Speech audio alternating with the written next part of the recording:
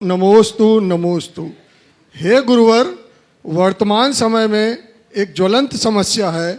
हम मुनि महाराज के समक्ष संकल्प एवं घोषणा तो करवा देते हैं, पर कमेटी के सदस्य भी गुरु आज्ञा को स्वीकार कर लेते हैं, जिसमें पदाधिकारी भी शामिल होते हैं। पर मुनि श्री के गमन विहार करते ही वो शपथ वीर और घोषणा वीर अपनी अपनी शर्तों को एक दूसरे पर थोपते हैं और मुनि श्री के सामने किए गए संकल्पों के विरुद्ध ही दिखाई देते हैं, जिससे पूर्व और बाद की स्थिति में विरोधाभास होता है और कार्य बाधित होता है और सामान्य जन उनकी तरफ देखकर असमंजस होता है कि यह कार्य कब पूरा होगा, कैसे पूरा होगा और अन्य समस्याओं का जन्म होता है। हे गुरुवर, आपसे निवेदन है कि इस कृत्य में दिशा बोध कराकर घोषणा वीर और शपथ वीर को सामंजस्य कैसे स्थापित करें और कार्य गति में प्रारंभ हो सके। देखिए, बहुत ज्वलंत बात उठाई है। गुरुओं के सानिध्य और समागम पाने के समय हमारे भाव अलग होते हैं, और ऐसे समय में यदि कोई व्यक्ति किसी प्रकार का संकल्प लेता है तो उस संकल्प को वज्र संकल्प बनाना चाहिए और उसे पूरी तत्परता से पूर्ण करना चाहिए। खासकर इसमें दो तरह की बातें दिख रही है। एक वे जो कार्य करता है, दूसरे वे जो दान दाता है। जी।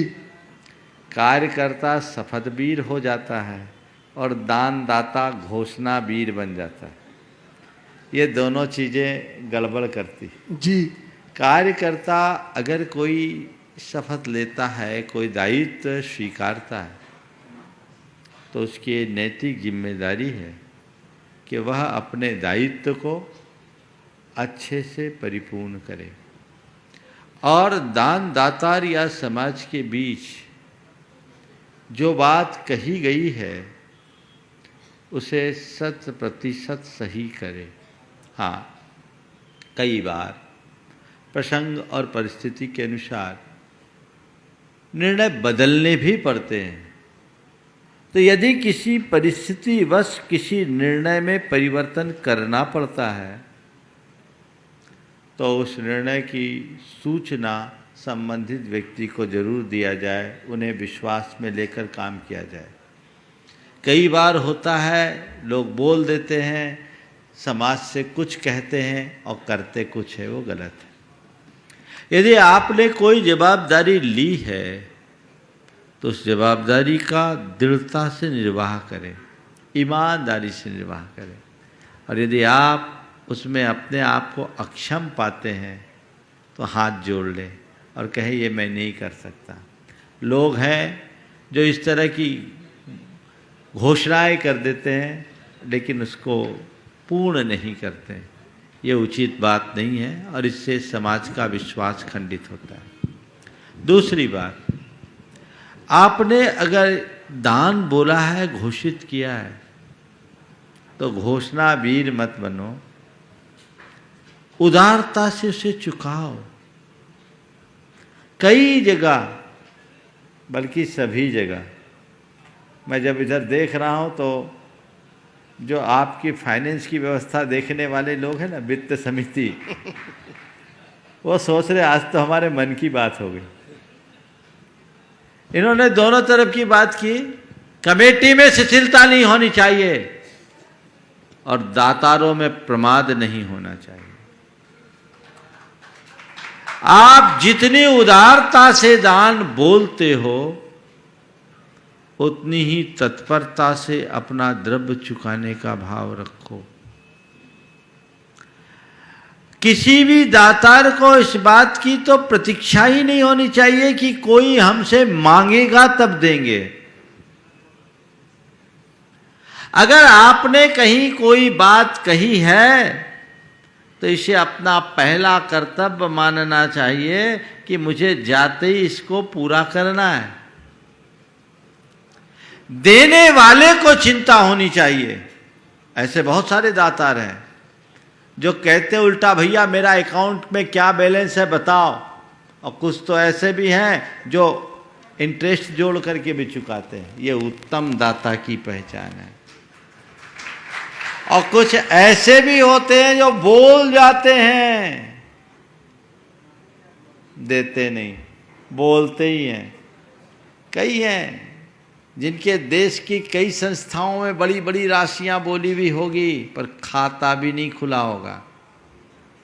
यहां पर भी है, बहुत से ऐसे लोग हैं जिनके अभी 10-10 बरस हो गए, 12-12 बरस, क्यों 12 साल तो हो गए, 2008 तक का है ना, 2008 से बोले हुए लोग 14 बरस हो गए, खाता नहीं खुला।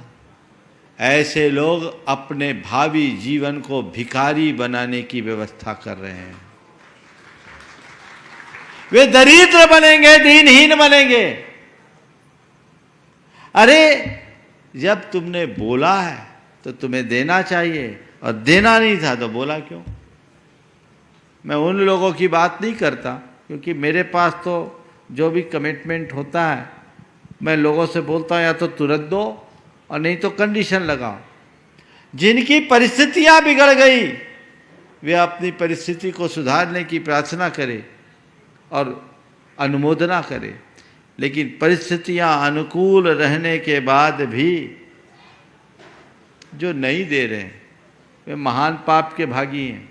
कई तो ये बताए कि महाराज आपका चौमासे का कलश भी घर ले गए और 13 बरस हो गए, अभी तक एक पैसा नहीं। अब बताओ ऐसे पापियों का क्या होगा? महान पापी लोग और समाज में प्रथम पंक्ति में कह रहने वाले लोग, वे अपने साथ बहुत बड़ा अनर्थ कर रहे हैं। वो नहीं जानते कि मैं कितने बड़े पाप का भागीदार बन रहा हूं। ये दान है, कोई टैक्स नहीं। दान उदारता से दिया जाता है। हम कहीं भी दान बोले तुरंत दे, और जितना समय ले उतने समय में देने की कोशिश करें तो आपका दान सफल होगा। बहुत जगह ऐसा ही होता है, बोलने को लोग बोल देते हैं, माला पहन लेते हैं, लेकिन एक पाई नहीं देते। आज अभी कमेटी वालों से पूछोगे तो चिट्ठा खोलेंगे आप लोगों का। लेकिन ये स्थितियां हैं। इतनी बड़ी बड़ी घोषणाएं भी करवा ली और एक छदाम नहीं। कई शिरोमणि कहलाते हैं, शिरोमणि, और कहा महाराज अभी शुरुआत भी नहीं है, मुझे लगता है पर लोग जाकर के देने की तैयारी होगी। क्या है? मैं ऐसा इसलिए बोल रहा हूं कि मैं तुम्हारा उद्धार चाहता हूं। ऐसा करने वाले अनचाहे में कितने बड़े पाप के भागी हो रहे हैं, उनको उसका पता नहीं है। ये देव द्रव्य का भोग है, ये निर्माल्य का भोग है। अगर तुमने देव गुरु धर्म के निमित्त कोई धन संकल्पित कर लिया तो उसी दिन से वो देव द्रव्य बन गया। और ऐसे देव द्रव्य का उपभोग करने वाले महान पाप के भागी होते हैं।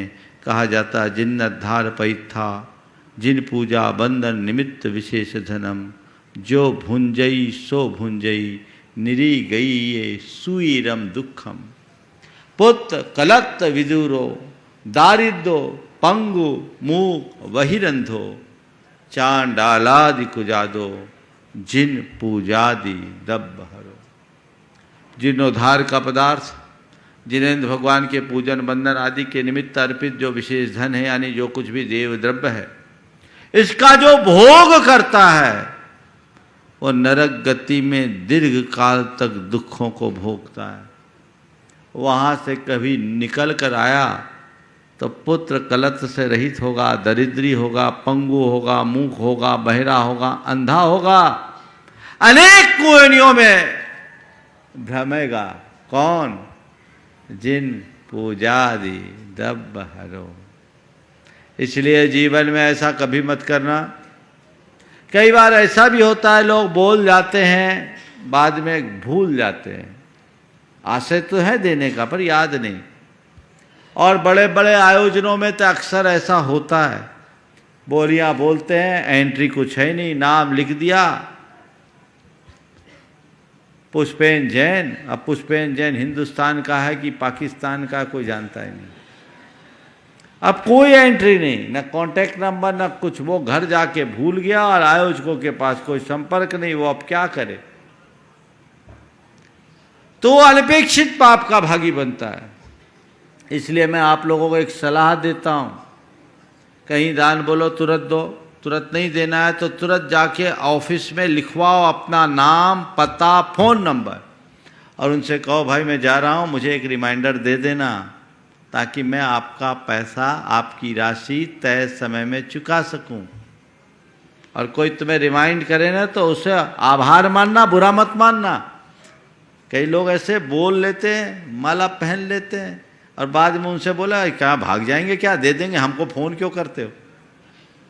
क्यों है ना? सुदर्शन जी कहाँ हैं? उनके पास आप लोगों का चिट्ठा है। कहने का तात्पर्य ये है, यहां प्रमाद नहीं। कभी भी दान बोलो तो अपनी उस समय की परिस्थिति को देखकर बोलो, और उसका एक असेसमेंट करके देखो कि मेरी वर्तमान पोजीशन के अनुसार मैं कितनी कालावधि में ये दान चुका सकता हूँ। उसके भीतर आप संकल्प लो कि मेरी आज जैसी पोजीशन रही और मैं इस दुनिया में रहा, तो इस कालावधि में अपनी दान राशि में दूंगा।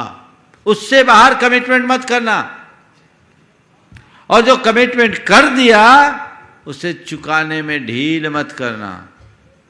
तब आगे बढ़ोगे और तभी फलोगे, अन्यथा अटक करके रह जाओगे, भटक कर रह जाओगे। मैं एक ऐसे व्यक्ति को जानता हूँ जो हर जगह दान बोलता है, वो बोलता है, करता कुछ नहीं। लेकिन आपको क्या बताऊँ, एक दिन उसके बेटे ने मुझसे कहा, महाराज जी घर की हालत बहुत खराब है। जो कभी करोड़ों का मालिक था आज करोड़ों के कर्जे में है, गांव को नहीं मालूम। महाराज कोई उपाय बताइए। मैंने कहा कि भाई तेरे पापा ने अभी दान के बहुत राशियां बोली, उसका क्या हुआ? बोले महाराज कहीं दिया ही नहीं, केवल बोलते हैं, देते नहीं। हम लोग मना भी करते, उनकी आदत है। अभी भी कहो आ जाए आपके पास तो बोल देंगे। मैंने कहा अपने पिता से जाकर के कहो कि पहले भगवान का अकाउंट क्लियर करो, तभी तुम क्लियर होगे, नहीं तो उलझ करके रह जाओगे। वो अपने पिता को लेकर मेरे पास आया, मैंने समझाया, उसको बात जमी। आप देखिए व्यक्ति का भाव बदलता है तो क्या होता है। उस आदमी ने अपनी एक बड़ी प्रॉपर्टी बेची, और प्रॉपर्टी बेच करके सबसे पहले जो जहाँ चुकाना था वो चुका दिया, जितना बना उतना चुकाया। और एक ऐसा शेयर उसके पास पड़ा था जिसकी बर्थ ही ख़त्म थी, वो सोच रहा था ये तो डिलिस्ट होने वाली है, फिर उदय आ गया और वो शेयर काफ़ी ऊंचे दाम पर चल गया। आदमी खड़ा हो गया। थोड़े परिवर्तन से बड़ा बदलाव असंभव नहीं है, पल में होता है। इसलिए अंतराय से बचना चाहते हो तो इसका जरूर ध्यान रखो, अन्यथा आत्मा के साथ घोर नाइंसाफी होगी। मैं नहीं चाहता कि ऐसा कुछ हो। बहुत सारे प्रकरण हैं, प्रसंग है, अगर मैं इन पर बोलूं तो तुम्हारे रोंगटे खड़े हो जाए। ऐसे ऐसे प्रसंग मेरे सामने हैं, पर मैं समझता हूँ आप लोग समझदार हो, और समझदार को इशारा ही काफ़ी है। नमोस्तु गुरुवर, नमोस्तु।